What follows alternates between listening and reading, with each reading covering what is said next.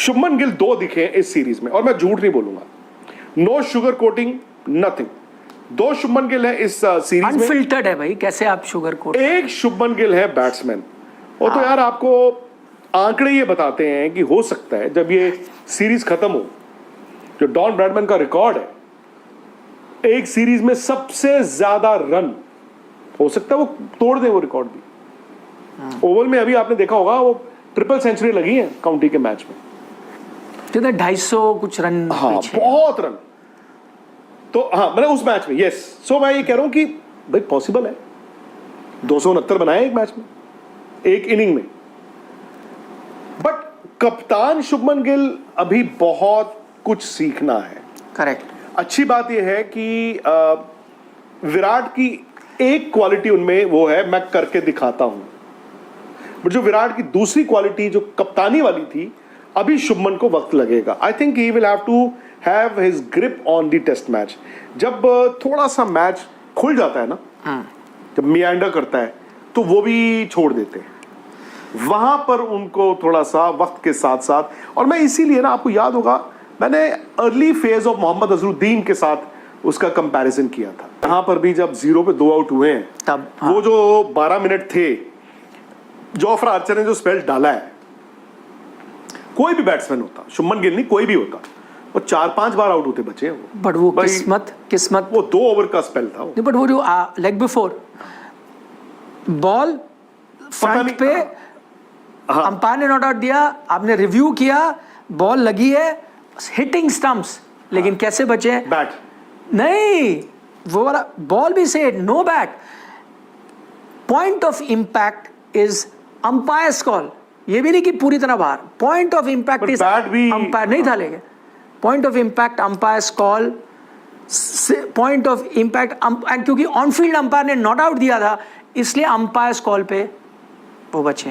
Can you believe it? ये मतलब luck is part of the game. पूरा test match की तस्वीर बदल देता वो जो स्पेल है। मतलब देखा जाए एक आउट होता और मैं चौथे दिन आप match umpire's call, ball hitting in line hitting, but point of impact umpire's call, umpire not out.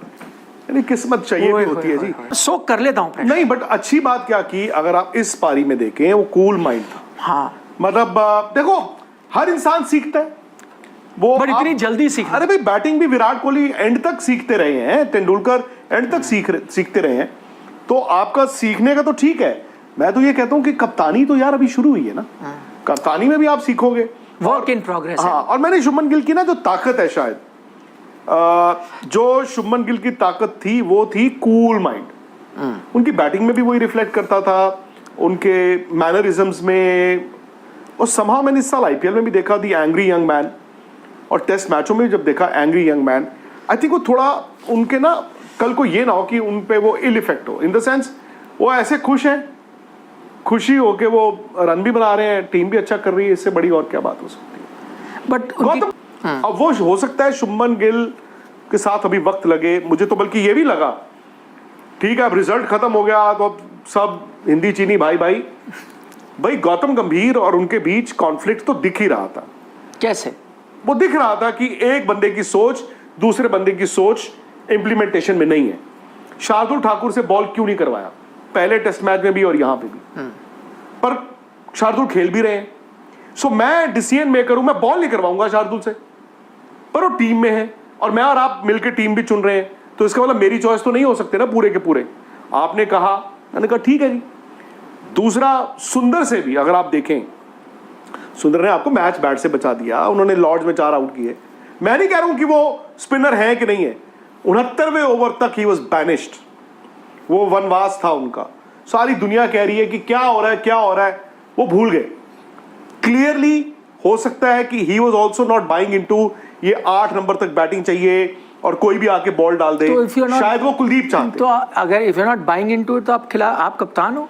अब यही तो मैं कॉन्फ्लिक्ट मान रहा हूं मैं कि अगर मैं प्लेयर को खिला रहा हूं निखिल, ऐसे हो नहीं सकता मैं बॉल ना डालूं। देखो एक चीज अस्सलाम वालेकुम जी, कैसे हैं आप लोग। तो आज हम बात करेंगे India versus England Manchester test match तो ड्रॉ हो गया, लेकिन उसके अंदर एक अजीब वाक़या पेश आया कि जब रविंद्र जडेजा 90 रन पर खेल रहे थे तो बेन स्टोक उनके पास आते हैं और कहते हैं कि भाई आप लोग मैच ड्रॉ कर दें, और रविंद्र जडेजा ने इनकार कर दिया, जिस पर बेन स्टोक को गुस्सा आया। लेकिन बेन स्टोक क्रिकेट को क्या अपने रूल्स के मुताबिक चलाना चाहते हैं कि भाई जो बंदा सुबह से लेकर शाम तक अपनी टीम के लिए खड़ा है, उसने पहला सेशन खेला, दूसरा सेशन, तीसरा सेशन, अपनी टीम को वो हार से बचा रहा है, क्या उसके पास इतना भी हक नहीं है कि वो सेंचुरी कर सके। तो रविंद्र जडेजा ने कहा कि नहीं, हम उस वक्त तक मैच ख़त्म नहीं करेंगे जब तक ओवर ख़त्म नहीं हो जाते। उसके बाद फिर रविंद्र जडेजा ने अपनी सेंचुरी लगाई और साथ ही उनके वाशिंगटन सुंदर ने भी शतक लगाया। लेकिन उसके बाद क्या होता है कि जब फिर टीम मैच ड्रॉ होता है तो बेन स्टोक और पूरी इंग्लैंड टीम ने रविंद्र जडेजा से हाथ नहीं मिलाया। ये किस वजह से नहीं मिलाया? ये इसी वजह से कि मतलब कि उनको इस चीज़ का गुस्सा था कि रविंद्र जडेजा ने जब मैंने एक ड्रॉ के लिए कहा तो उन्होंने मेरी बात नहीं मानी। तो कमेंट्री में बैठे सुनील गावस्कर ने जब ये देखा कि बेन स्टोक मतलब कि अब रविंद्र जडेजा 90 रन पर खेल रहे थे, तो उन्होंने भाई हैरी ब्रूक को बॉल दे दिया। हैरी ब्रूक जो कभी बॉलिंग नहीं करते, उन्होंने फुल आसान मतलब कि बॉलिंग शुरू कर दी, जिस पर रविंद्र जडेजा ने चौके लगाकर शतक मुकम्मल किया। अब मकसद क्या था इस चीज़ का कि रविंद्र जडेजा के शो को छोटा दिखाना कि उन्होंने आसान बॉलर के ख़िलाफ़ ये स्कोर किया। लेकिन हकीकत बात तो ये है कि Ben Stoke, Jofra Archer, Chris Woakes सुबह से लेकर फर्स्ट सेशन से लेकर आखिर तक अपना जोर लगाते रहे, लेकिन उनसे इंडिया के खिलाड़ी आउट नहीं हुए। अब इंडिया जब लास्ट टेस्ट मैच के लिए ओवल में जाएगा तो उनके शोल्डर अप होंगे और इंग्लैंड टीम पर यह प्रेशर होगा कि वो जीता हुआ मैच कैसे हार गए। अब लास्ट मौका है इंडिया के पास है कि वो सीरीज़ बराबर करे, और सेना कंट्रीज़ मतलब कि जाकर वहाँ पर सीरीज़ बराबर करना कोई जीतने से कम नहीं।